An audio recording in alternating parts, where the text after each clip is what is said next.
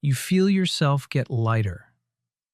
You're lying in bed, in the dark, and there's no fear in this at all.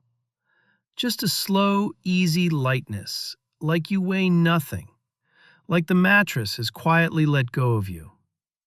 And then you lift. You drift up off the bed toward the ceiling, and you turn, and you look down. There's a body on the bed below you. It's yours. You can see your own face on the pillow, calm, asleep, still breathing. And you are up here, looking at it, wide awake and completely certain of one thing. You've come loose. Whatever you actually are, it isn't that body on the bed anymore. It's up here, floating, watching. People have this experience. Real people in ordinary beds all over the world right now. The floating, the drifting up, turning around and seeing your own body underneath you. It's one of the most consistently reported things a human mind can do, and the people who felt it will tell you it did not feel like a dream. It felt more solid than being awake. So nobody's really arguing about whether it happens. It happens. The only argument that's ever mattered, is about one word: left. When you feel yourself float up and look down at your own body, did something actually leave? Did some part of you genuinely detach and rise up and hover near the ceiling, seeing the room from up there? Or did every bit of that happen inside a brain that never moved an inch? That's the whole question. There's an old name for the version where something really leaves. The people who practice it, who try to do this on purpose, call it astral projection. The idea is that a second body, an astral one, slips out of the physical one and travels. Scientists, who are less romantic, just call the experience an out-of-body experience, an OBE for short, and they stay very carefully neutral about what, if anything, is doing the leaving. Same event, two names. One is a claim about your soul. The other is a description of a feeling. And for a long time, there was no way to tell them apart because how would you? How do you check whether a person floated? Then, almost by accident, somebody found out. In 2002, a team of doctors in Switzerland was treating a woman for severe epilepsy. To find where her seizures were starting, they had thin electrodes resting on the surface of her brain, and they'd send a tiny current through one spot at a time and ask her what she felt. That's standard. You map the brain by gently poking it and writing down what happens. Then they sent current through one particular spot, and the woman said she was sinking into the bed. They turned it up, and she said she was floating above her own body, up near the ceiling, looking down at herself lying in the bed. They switched the current off, and she came back down. They switched it on, and up she went again. They could do it on command.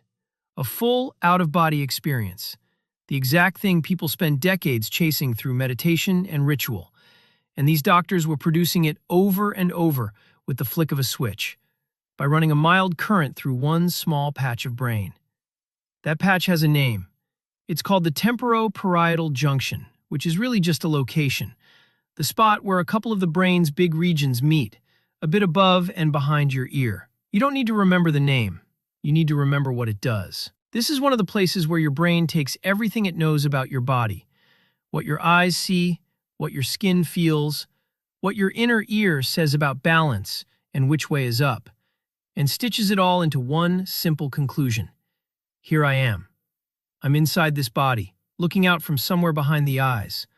That feeling, the plain sense of being located in your body, isn't a fact your brain gets handed. It's a calculation your brain is running, constantly, in the background. And in that woman, they'd found the dial for it. Nudge that spot, and the calculation comes out wrong. And here I am quietly becomes, I'm up there. Nothing left her body. The doctors were watching. She was flat in the bed the whole time. But the part of her that decides where she is had been pushed, and so she genuinely, sincerely felt herself leave. And if that seems like too much power for one little patch of brain to have, There's a famous experiment that shows how easily your sense of your own body can be fooled. Two researchers, Matthew Botvinnik and Jonathan Cohen, published it back in 1998, and labs have been repeating it ever since. It's called the rubber hand illusion. Here's what they did. They sat a person down with their real hand hidden behind a screen and a fake rubber hand on the table in front of them, roughly where the real hand would be. Then they stroked both at the same time, the hidden real one and the visible fake one, with a soft brush. The person's eyes see the rubber hand being stroked, their skin feels the stroking at the same instant. And within a minute or two, the brain does something absurd. It decides the rubber hand is theirs. In the original study, when they asked people to close their eyes and point to their own hand, people pointed at the rubber one. Later versions pushed it harder. Threaten the fake hand, swing something down at it as if to smash it, and the person flinches and yanks their real hand back to protect a piece of rubber. The brain has adopted it. Sit with what that means. A rubber hand, some synchronized brushing, a minute or two, and the brain has rewritten the map of where your body ends and the world begins. Later researchers scaled the whole thing up. Using a video headset, they showed people a live feed of their own back, filmed from behind, so you're looking at yourself standing a couple of steps in front of you. Stroke the real back and the seen back together, and people start to feel that they're standing over there, in the body they're looking at. They'd move the sense of self clean across the room, with a camera and a paintbrush. So the thing that feels most fixed and obvious in your whole life, the flat fact that you are in here, behind your eyes, looking out, is not fixed at all. It's a live estimate, updated constantly, and it can be moved. Which means the floating, the drifting, the looking down at yourself, none of it needs a soul to explain it. It's what it feels like when that estimate gets relocated to the ceiling. But hold on. Feeling like you've left your body isn't the same as actually leaving it, and a fair person could stop me here. All right, most of the time it's the brain fooling itself. Fine. But some people, when they're up there near the ceiling, say they saw things. Real things.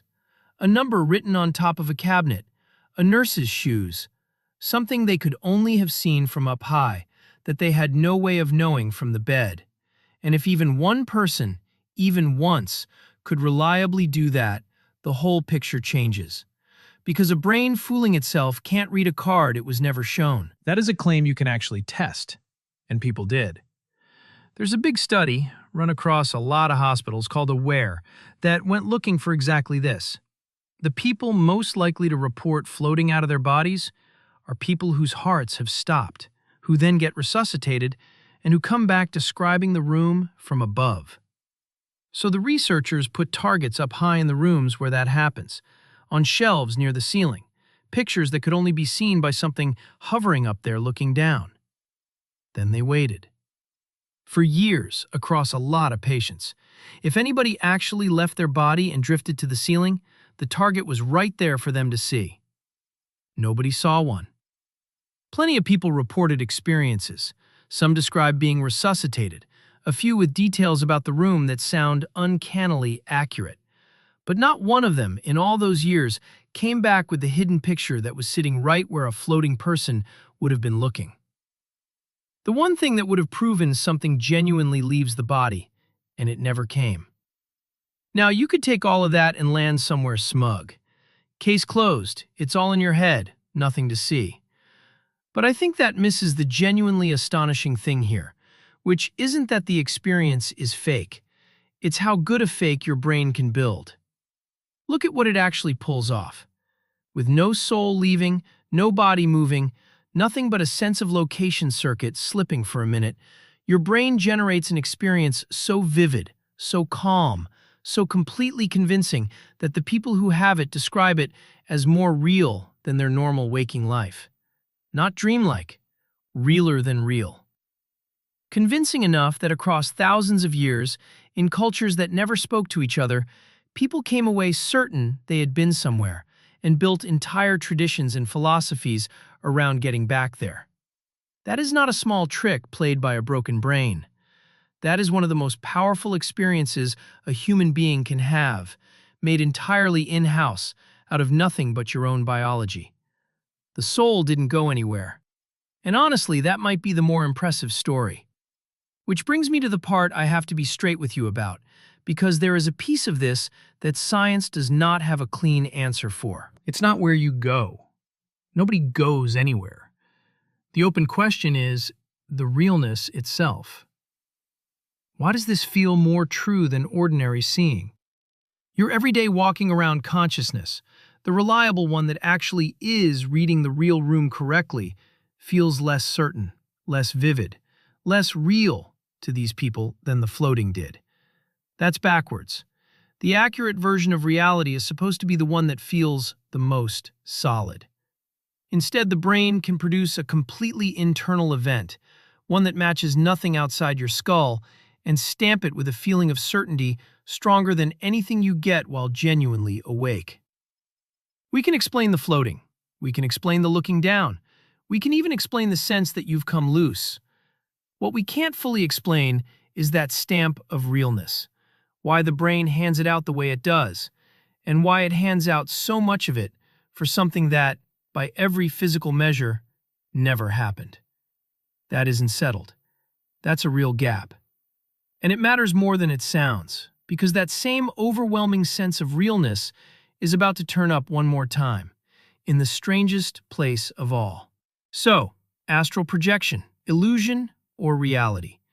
The honest answer is that the experience is completely real, and the leaving is not. Nothing detaches, nothing floats. There's no second body, no silver cord, no soul drifting up by the light fixture.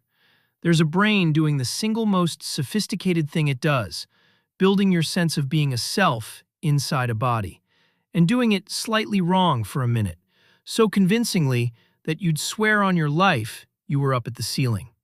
The most out-of-body thing that will ever happen to you is, start to finish, your body. Your map of yourself, briefly redrawn. Except there's one more place this happens. And it isn't in a bed, and it isn't on a meditation cushion. It's on an operating table. Because the people who report this most often, and most vividly of all, are people whose hearts have just stopped. People at the very edge of death. They float up, the same as everyone else, and they look down, and they see their own body below them, surrounded by strangers trying to bring it back. And then, over and over, almost all of them describe the same next thing. Not a dark room, not a figure in the doorway, a light. And where that light comes from is the last question this series has left to answer.